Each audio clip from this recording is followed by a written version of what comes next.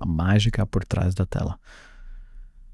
Sabe quando a gente abre o ChatGPT, digita qualquer coisa naquela caixinha de texto, aperta Enter e de repente uma resposta perfeita aparece na tela? Parece mágica, né? Mas é como se tivesse uma pessoa super inteligente e uma biblioteca humana sentada lá do outro lado da tela digitando de volta pra gente. Mas a verdade é que não tem mágica nenhuma. Hoje eu vou te explicar exatamente o que está acontecendo por trás dessa tela. Por mais incrível que seja, no fundo, é pura matemática.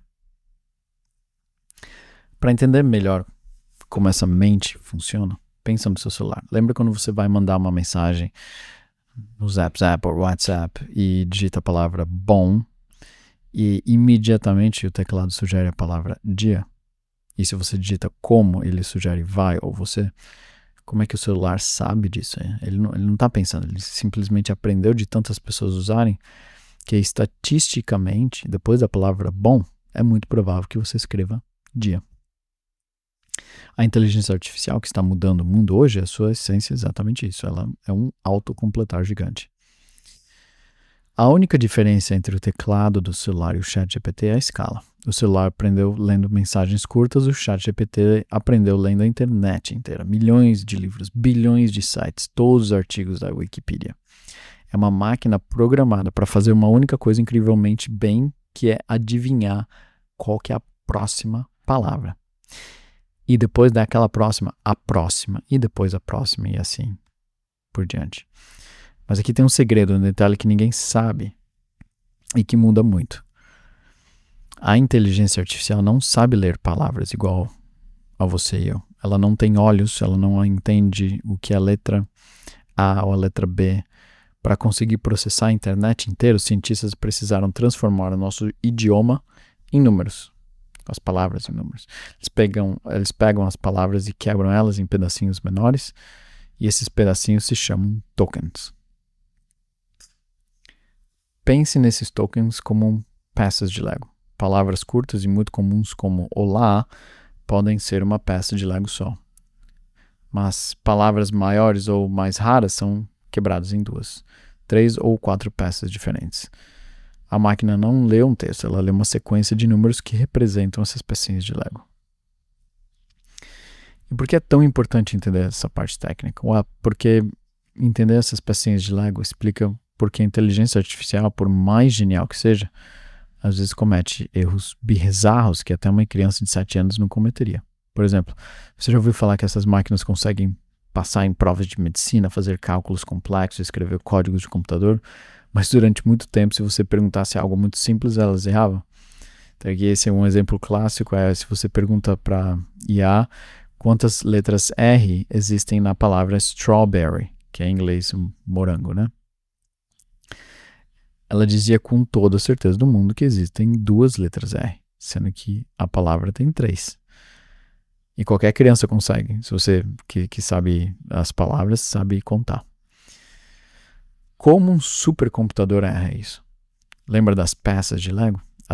A máquina não está enxergando as palavras strawberry, S-T-R-A-W-B-E-R-R-Y. Ela está enxergando 2 blocos fechados, a peça straw e a peça berry. É como se eu entregasse um pedaço de carne assada no churrasco e te perguntasse quantas pedrinhas de sal grosso caíram aqui. Você está vendo a carne pronta, não um tempero separado. A inteligência artificial vê a peça de Lego inteira, não as letras isoladas. Tão louco isso, né? Outra coisa que elas são péssimas em fazer é contar. Se eu jogar uma foto com 200 bolinhas na tela, você vai demorar, mas vai conseguir e contar uma por uma. A inteligência artificial tenta adivinhar o número de uma vez só, por isso que ela quer, por quê? Porque ela quer autocompletar a resposta. E ela quase sempre erra. Ou seja, é uma ferramenta fantástica, mas o cérebro dela funciona de um jeito que é alienígena pra gente. Ela não pensa em letras, ela prevê esses blocos, tokens, né? Mas se no começo ela só sabe completar a frase, como é que ela virou essa assistente educada que resolve a nossa vida, traduz textos e nos dá todas essas dicas maravilhosas? Para virar o que é hoje, ela teve que passar por 3 etapas, quase como se fosse para a escola. E a primeira etapa, mais demorada de todas, é o que a gente vai ver agora. Capítulo 2, o leitor faminto, o pré-treino. Nós vimos que a inteligência artificial é um autocompletário gigante, mas como ela aprendeu as palavras para poder completá-las? É aqui que entra a primeira e mais demorada etapa de todas, o pré-treino. Imagina uma criança que foi colocada dentro da maior biblioteca do mundo. Essa biblioteca tem todos os livros já escritos, todos os jornais, todas as receitas de bolo, todos os artigos científicos e todas as conversas públicas da internet. A regra é bem simples, essa criança precisa ler tudo. E quando eu digo tudo, tudo mesmo. Os cientistas começam usando robôs para varrer a internet e fazer o download de bilhões de páginas. Claro, a internet tem muita coisa ruim, então eles têm que usar filtros rigorosos para jogar fora sites de spam, códigos estranhos e manter só o texto de qualidade. E depois de filtrar tudo, eles pegam essa montanha de texto e entregam para o seu computador. E o treinamento começa. Basicamente, hoje você consegue baixar a internet ou todo esse texto em 44 terabytes.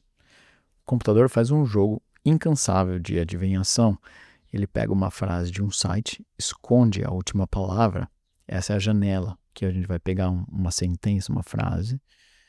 Então ele pega essa frase, esconde a última palavra e tenta adivinhar qual é. No começo, como a mente dele está vazia, ele vai errar todas e vai tentar prever palavras que não fazem nem sentido para você ler. Mas cada vez que ele erra, a matemática por trás dele faz um ajuste minúsculo. E ele ajusta seus botões internos para não errar de novo. Então imagina um set DJ, um painel de DJ onde você está controlando o volume de várias coisas ao mesmo tempo. Basicamente esse é o ajuste que a gente quer para fazer com que ele prevê a próxima palavra com sucesso. E agora ele faz esse jogo de adivinhações trilhões de vezes, dia e noite por meses. E para fazer isso não basta um computador normal. E os cientistas e os big techs, eles usavam galpões inteiros do tamanho do campo de futebol, com milhares de placas de vídeo superpotentes, rodando no máximo por meses. Custa dezenas de milhões de dólares só em conta de luz e equipamento. Imagina isso. E o que acontece no final desses meses de leitura? O computador vira o que os cientistas chamam de modelo base. Tudo que a gente explicou do começo até agora é sobre o modelo base. Esse modelo base, imagina um arquivo gigantesco zipado, uma versão compactada de toda a internet guardado dentro de um único cérebro digital matemático. Mas aqui entra o grande pulo do gato, porque se os cientistas pegassem esse modelo base, que acabou de ler a internet inteira, e dessem para você usar agora, você ia odiar, sabe por quê? Porque é inútil para o seu dia a dia. Ele não sabe conversar, ele é apenas um simulador de documentos da internet. Você coloca uma sentença, ele vai adivinhar a próxima palavra e vai gerar uma coisa provavelmente absurda, né? Porque ele foi treinado, por exemplo, num momento no passado. Se você perguntar alguma coisa de hoje, ele também vai prever o que está acontecendo. Se você chegar, então assim, qual a capital do Brasil? Você espera que ele responda Brasília, mas sabe o que ele vai provavelmente fazer? Ele completaria com uma outra pergunta, ele diria qual a capital da Argentina? Qual a capital do Peru? E por que ele faz isso? Porque durante a leitura da internet, quando ele viu uma lista de perguntas de geografia, o padrão era que uma pergunta sempre vinha seguida de outra pergunta, como em uma prova de escola. Então ele não entende que você quer ajuda, ele está tentando continuar o padrão do texto. Ou seja, na etapa do pré-treino, o computador decorou o dicionário, aprendeu como o mundo funciona, mas não tem a menor ideia de como ser um assistente.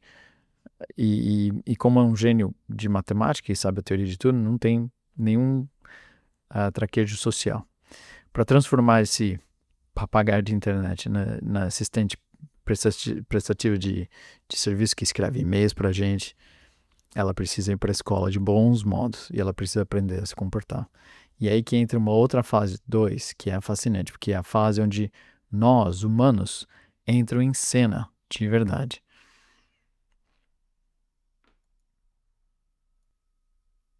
Capítulo 3. A escola de bons modos, que é o ajuste fino. Nós vimos que a inteligência artificial lê a internet inteira, mas terminou essa fase agindo apenas como um papagaio que prevê a próxima palavra. Como transformamos esse papagaio no assistente super educado que usamos hoje? A resposta é a segunda etapa, que é o ajuste fino, que podemos chamar de escola de bons modos. Aqui a máquina para de ler a internet livremente e passa a receber aulas de professores humanos. As empresas contratam milhares de especialistas, pessoas reais, sentadas em frente a computadores, para escrever exemplos perfeitos de conversa. Os humanos criam a pergunta e, em seguida, escrevem a resposta ideal. A máquina observa esses milhões de exemplos e percebe um novo padrão. E ela entende, quando me fazem uma pergunta, eu não devo responder com outra pergunta, eu devo imitar esse humano educado, perceptivo e organizado. Então, como você fala com o ChatGPT hoje, você não está falando com uma entidade consciente, você está falando com uma simulação matemática de um especialista humano altamente treinado. A máquina está limitando o tom de voz e o formato que ela aprendeu na escola.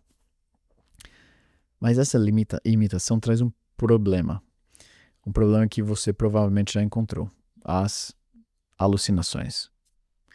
Se você usou bastante o ChatGPT, com certeza você encontrou esse problema. Quando você faz uma pergunta para a inteligência artificial e ela deu uma resposta errada, mas escrita com tanta confiança que você quase acreditou. Quando? E por que ela mente? A culpa é da escola de bons modos. Nos exemplos que os humanos criaram para treiná-la, os assistentes sempre sabem a resposta. Ele sempre responde com confiança. Então, se você perguntar sobre um assunto que a máquina não conhece, ela não tem instinto de dizer, eu não sei. Em vez disso, ela tenta imitar o estilo de uma resposta confiante no ajuste fino. Ela junta as pecinhas de Lego que são mais prováveis e inventa uma mentira absurdamente bem escrita. Essa é a alucinação. Ela não está tentando te enganar por maldade, ela só está tentando completar o texto com confiança como foi ensinado. Se lembra que é um autocompletar gigante. E para consertar isso, os cientistas começaram a dar ferramentas para a inteligência artificial. Em vez de forçar a máquina a responder de memória, o que causa mentira, eles ensinaram que ela pode usar a internet. Hoje, se você faz uma pergunta difícil, ela faz uma pausa, pesquisa no Google, ou faz uma pesquisa, lê os resultados e usa esses textos reais para te responder. É como permitir que um aluno consulte o livro durante a prova, em vez de inventar a resposta.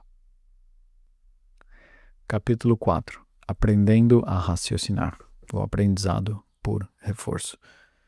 Imitar humanos resolveu muita coisa, mas tem um limite. Se você só imitar as pessoas, você nunca será mais inteligente do que elas. Para a inteligência artificial dar o próximo salto de genialidade, ela precisava aprender a pensar por conta própria. E aí que entra a terceira e mais avançada etapa, o aprendizado por reforço. Pense num livro de matemática da escola. O pré-treino foi quando a máquina leu a parte teórica do livro. O ajuste fino foi quando ela leu os exemplos resolvidos pelo professor.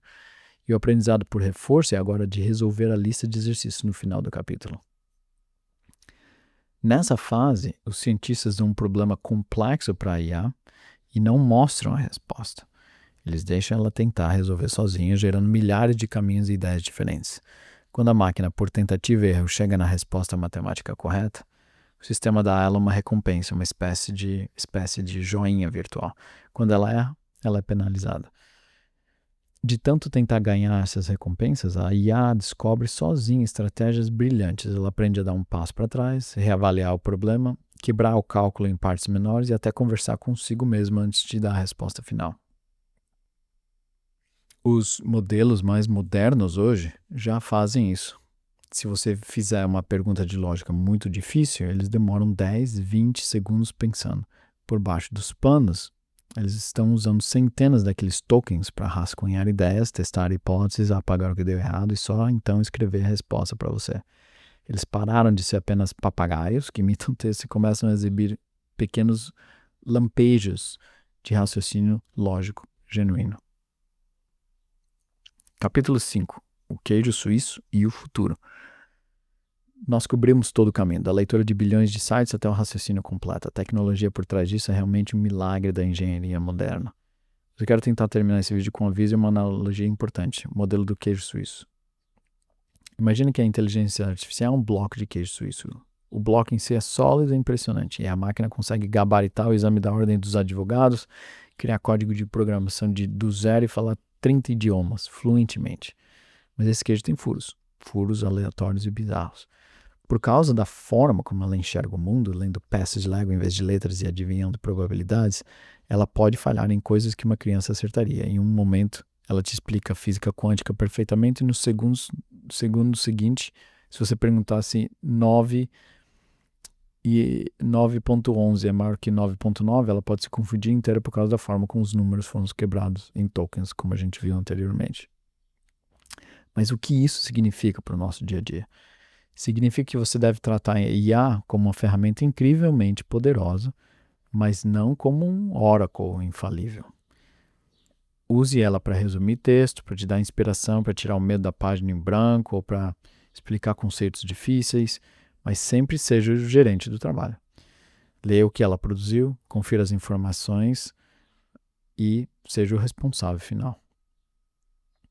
O futuro que vem por aí é ainda mais maluco, porque muito em breve esses modelos não vão apenas ler e escrever, eles já estão começando a ver o mundo através de câmeras, ouvir vozes e falar com emoção em tempo real. A gente já está vendo isso hoje, são os modelos de multimodais, acho que eu posso falar isso, com som,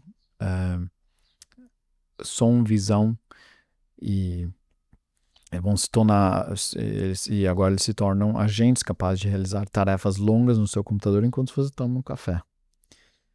E nós estamos presenciando o início dessa nova era. Mas agora você não é apenas um espectador assustado com a mágica da tela. Você sabe exatamente como a máquina funciona, desde a primeira palavra lida até a forma como ela tenta imitar a nossa lógica.